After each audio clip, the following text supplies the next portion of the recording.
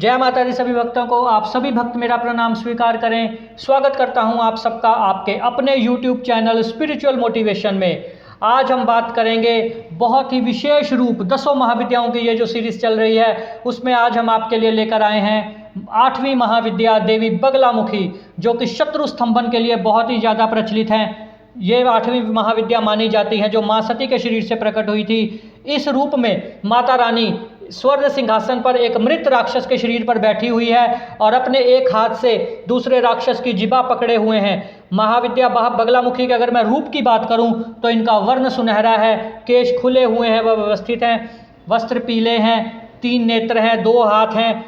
अस्त्र शस्त्र की अगर बात करूं तो बेलन के आकार का शस्त्र माता ने पकड़ा हुआ है और दूसरे हाथ में राक्षस की जिभ्या है। अन्य विशेषता माता की बात करूं तो माता स्वर्ण सिंहासन के ऊपर एक राक्षस का मृत शरीर है, उसके ऊपर माँ बैठी हैं। राक्षस को नियंत्रण करने में वह डराने का प्रयास कर रही हैं। जो भी साधक महाविद्या बगलामुखी जी की पूजा करते हैं उनके शत्रुओं का समूल नाश हो जाता है, उन पर लगाम लग जाती है, विपत्ति का हल हो जाता है। जो भी साधक फंसे हुए हैं उनके आगे का मार्ग प्रशस्त होता है। माता बगलामुखी की साधना शत्रु बाधा को समाप्त करने के लिए अत्यंत महत्वपूर्ण साधना है। ये सुधा समुद्र के मध्य में स्थित मणिमय मंडप में रत्नमय सिंहासन पर विराजमान है। इस विद्या के द्वारा दैवी प्रकोप की शांति, धन धान्य के लिए और इनकी उपासना भोग और मोक्ष दोनों की सिद्धि के लिए की जाती है। महाविद्या बगलामुखी की जो साधना है वो भय से मुक्ति और वाक सिद्धि के लिए की जाती है। जो भी साधक नवरात्रि में इनकी साधना करता है वह हर क्षेत्र में सफलता प्राप्त करता है। एक कथा के अनुसार जब महाभारत का युद्ध हो रहा था तो श्री कृष्ण और अर्जुन ने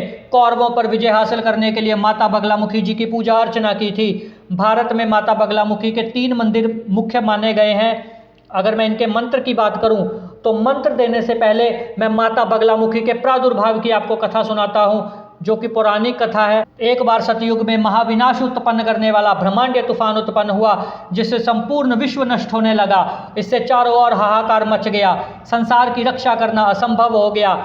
यह तूफान सब कुछ नष्ट भ्रष्ट करता हुआ आगे बढ़ता जा रहा था, जिसे देखकर भगवान विष्णु जी चिंतित हो गए। इस समस्या का कोई हल ना पाकर वह भगवान शिव को स्मरण करने लगे। तब भगवान शिव ने कहा, शक्ति रूप के अतिरिक्त अन्य कोई इस विनाश को रोक नहीं सकता, अतः आप उनकी शरण में जाएं। तब भगवान विष्णु ने हरिद्रा सरोवर के निकट पहुंचकर कठोर तप किया। भगवान विष्णु के तप से देवी शक्ति प्रकट हुई। उनकी साधना से महात्रिपुर सुंदरी बगलामुखी प्रसन्न हुई। सौराष्ट्र क्षेत्र की हरिद्रा झील में जल क्रीड़ा करती हुई महापिताम्बरा स्वरूप देवी के हृदय से दिव्य तेज उत्पन्न हुआ। इस तेज में ब्रह्मांडीय तूफान थम गया। मंगल युक्त चतुर्दशी की अर्धरात्रि में देवी शक्ति का देवी बगलामुखी के रूप में प्रादुर्भाव हुआ था। त्रैलोक्य सितंभनी महाविद्या भगवती बगलामुखी ने प्रसन्न होकर भगवान विष्णु जी को इच्छित वर दिया और तब सृष्टि का विनाश रुक सका। देवी बगलामुखी को वीरति भी कहा जाता है, क्योंकि देवी स्वयं ब्रह्मास्त्र रूपिणी है। इनके शिव को महारुद्र कहा जाता है, इसलिए देवी सिद्ध विद्या है। तांत्रिक इन्हें स्तंभन की देवी मानते हैं। गृहस्थों के लिए देवी समस्त प्रकार के संशयों का शमन करने वाली है। इनकी उपासना करने से इनके भक्त शत्रुनाश, वाक सिद्ध और वाद विवाद में विजय प्राप्त कर लेते हैं। इनमें सारे ब्रह्मांड की शक्ति का समावेश है। इनकी इस उपासना से भक्त के जीवन की हर बाधा दूर होती है और शत्रुओं के नाश के साथ साथ बुरी शक्तियों का नाश भी किया जाता है। देवी बगलामुखी को बगलामुखी, पीताम्बरा, बगला, वल्गामुखी, वगलामुखी, ब्रह्मास्त्र विद्या आदि नामों से भी जाना जाता है। माता बगलामुखी के अगर मैं मंत्र की बात करूं तो आप ध्यान से ग्रहण कीजिएगा सभी साधक। माता का मंत्र है, 2 मंत्र है माता के, एक शाबर मंत्र है और एक वैदिक मंत्र है। तो आप ध्यान से दोनों मंत्र ग्रहण कीजिएगा। पहला मंत्र है माता का, ओम रीम बगलामुखी दैव्य रीम ओम नमः ओम।